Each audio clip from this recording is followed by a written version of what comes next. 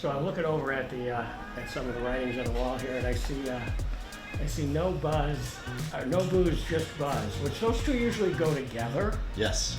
So explain some of the products that you guys make, and this whole idea of plant buzz. A lot of folks, I'm sure, aren't familiar with it. Absolutely. So the alcohol alternative market is a really big market. It's an emerging market. And a lot of people that still enjoy alcohol enjoy the products that we supply to, because it's really having choices throughout the week. It's having, different kinds of things. So kava is a root from a plant that comes from the Pacific Islands, and basically it gives you a really relaxing feeling while also still making you feel social. So it basically makes you want to talk and enjoy the times with your friends, but still be relaxed, kind of like what alcohol does for a lot of people. It hits the same receptors and all that. Kratom is a little bit different. It can have many different effects, from energy, mood, relaxation. Really, it can be any different effect depending upon what kind of strain it is. But then we have everything else from, Delta 8, Delta 9, which a lot of people are familiar with those forms of THC, hemp-derived THC. And then we have a new one, this Kana. Kana is an pathogen. It's a beautiful compound from South Africa, and it basically helps you to feel empathy towards everything. You really just absolutely love everything when you have a little bit of Kana, or it can be relaxing if you have the more relaxing form of Kana. So, as far as your core values and your mission statement, and I know we chatted a little bit about that, but lay it on me, my man.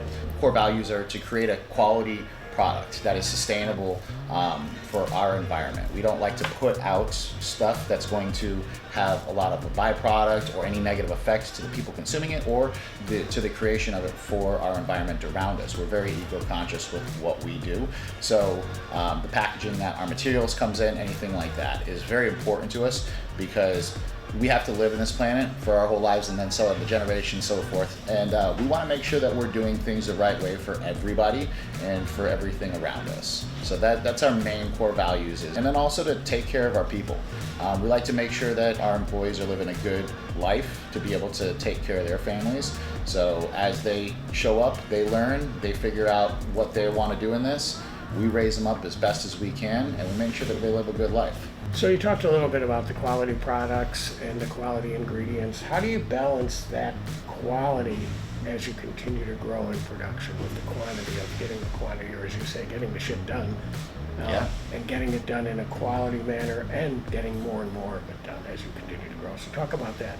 Yeah, so we're constantly looking for the best of the quality of products in the industry, dealing with suppliers. We do have some very steady chains of supply, but as well as I'm constantly researching, doing biohacking and understanding how the ingredients are metabolizing in the body, how they're affecting the people, because you might look at it up front and say, hey, this has a great effect, but then you look at it on the back end and be like, hey, maybe I don't like the secondary effects. So we will look at that and make sure our quality is going in to the product, so it's also coming out for the people at the best product possible. But really, when it comes to finding our materials, we just do our due diligence. We ask for COAs on everything that we get right up front.